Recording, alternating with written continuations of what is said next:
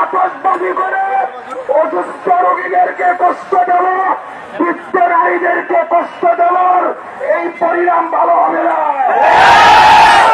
এই সমস্ত লোকেরা যুব সমাজকে অশ্লীলতার দিকে ঠেলে দেয়। পুরো সমাজ, জাতি, বর্ণ নির্বিশেষে সবাই তাদেরকে রুখে দিতে হবে। আমাদের এবারের সংগ্রাম কান পাততে উঠে দেওয়ার সংগ্রাম। আমাদের এবারের জেহাদ অশ্লীলতার বিরুদ্ধে জেহাদ। আমাদের এবারের যুদ্ধ নেশা মত্তানের বিরুদ্ধে যুদ্ধ।